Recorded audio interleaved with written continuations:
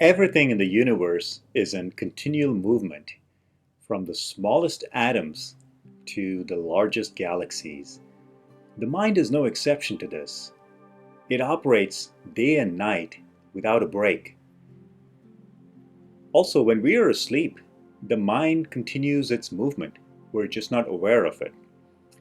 We are familiar with the aspect of the mind that we encounter in our waking state.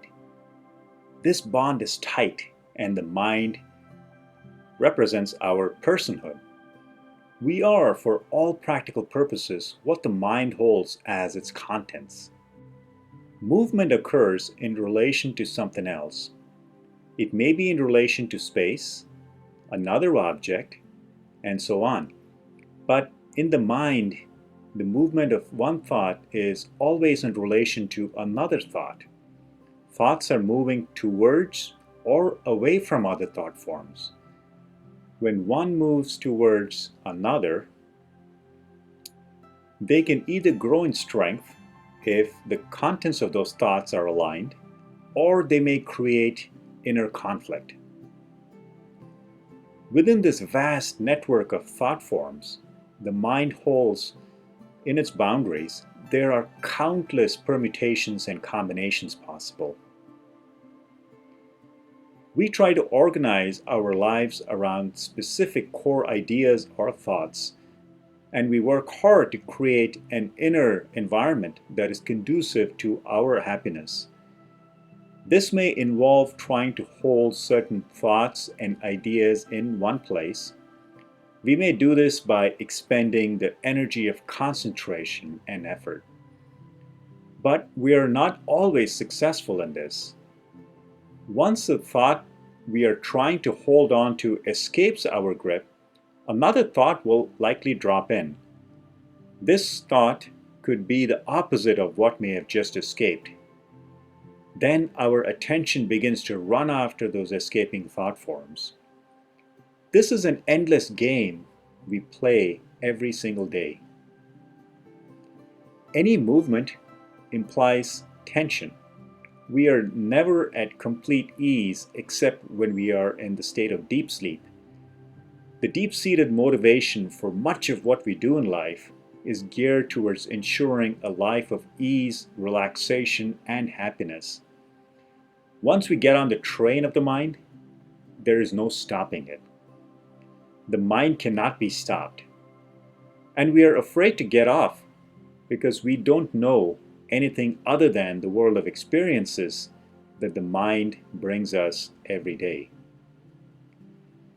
There may come a point in our lives when we begin to desire for some inner stillness, a deep inner silence, a slowing down of the mind's incessant movement. When the mind overpowers us with all its activities, we cannot be effective in our outer worldly activities. Those who have achieved any level of success in the world are likely successful in overcoming the limitations imposed by the ever-moving mind.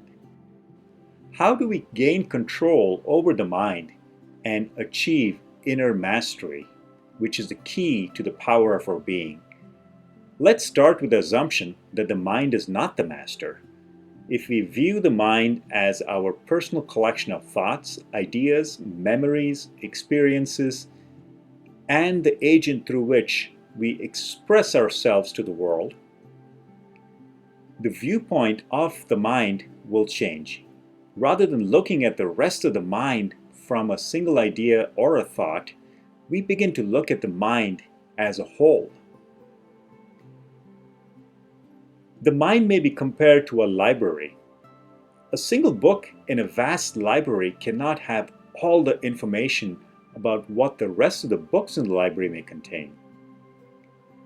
A book can only tell us what lies between the front and the back cover. Each thought form is like a book with unique bits of information specific to that particular thought form. We are all familiar with using thoughts daily, so much so that it is hard to fathom any form of perception without their direct or indirect influence. When we try to study the mind using thoughts, we find that we are very limited. We cannot go beyond what a particular thought form may contain. And if we do so, it is usually through our imagination. So we give up, and it becomes easy to say that the mind is hard to understand. It becomes a mysterious presence in our lives. We are so accustomed to it that we find the mind quite ordinary, while in fact it is an extraordinary thing. Stepping out of the comfort zone of the mind will surprise us. We won't fall off a cliff into some dark abyss. We may remain here, very much in the present, in the space that cushions the mind. There's a distinct perception of movement and non-movement. The mind remains moving, while the space in which it moves does not, in fact, move. It is like looking at the changing sky during the daytime and nighttime. The sun, the stars, the moon, and even airplanes flying overhead, and all the clouds in the sky give the appearance of movement. But the space itself does not move. The space in which such movement plays out is infinitely bigger than the objects it contains. Likewise, the space of the mind is a lot bigger than each individual thought, and the space in which the mind as a whole exists is bigger than the mind.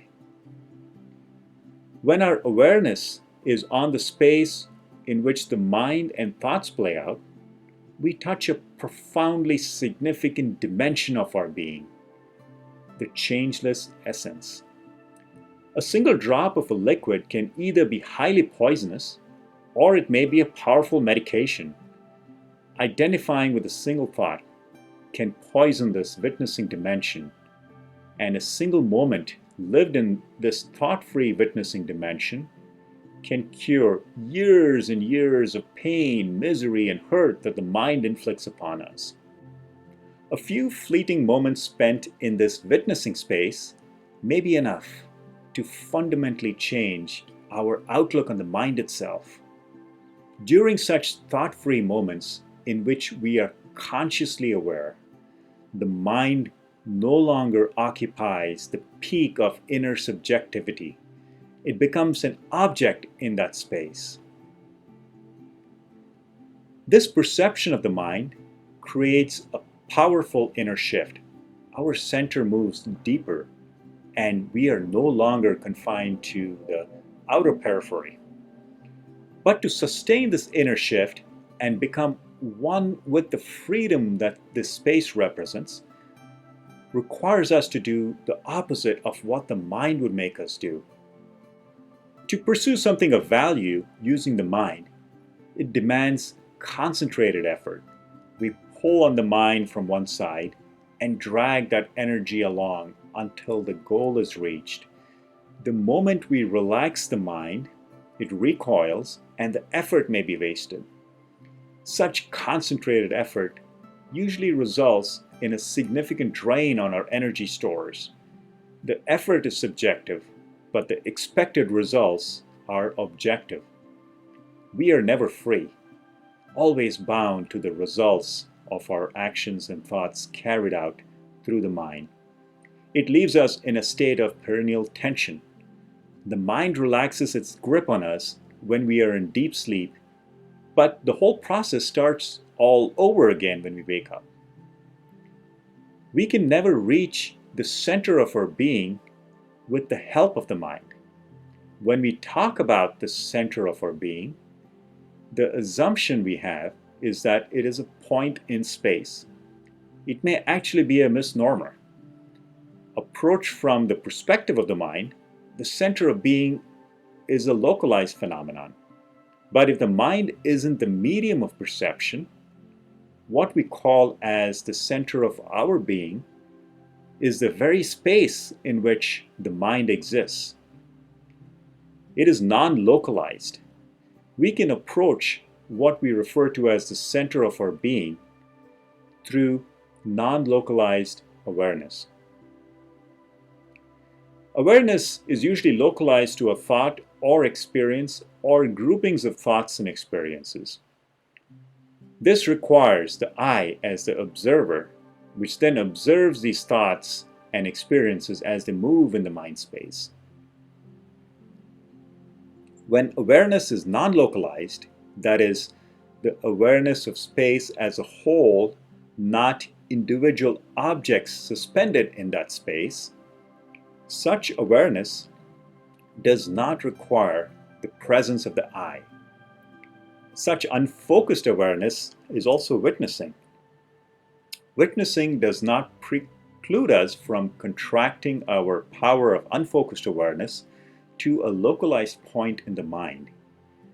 When we touch the dimension of our being that is in a state of continuous witnessing, without identifying with an individual thought form, we also access a potential source of power from within us. Just as an eagle can spot a mouse from a mile away, witnessing gives us the ability to hone in on specific thought forms once we trigger the will to act. The thoughts line up on their own. We won't need to waste time or effort in going through thousands upon thousands of thought forms trying to match this, match that. But these innumerable thought forms will continue to exist. Perhaps some of them may be of use at a later time. We have accumulated a significant storehouse of information, a huge amount of knowledge. Why dump it out? There's no loss to us or others if we let the mind remain in its present state of acquiring knowledge and storing them.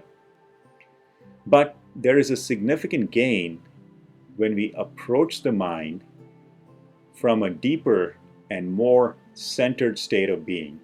As mentioned earlier, the center of being is not a single point in space, but the space in which the mind as a whole is suspended. We cannot force our way into the space of being, the center of being. Unlike the mind, where we can use the power of recall or imagination to create new thought forms and experiences, we cannot create our center of being. It is already in existence and will always remain in existence. We can enter the space through relaxation. Just as we cannot fall asleep unless the body and the mind completely relax,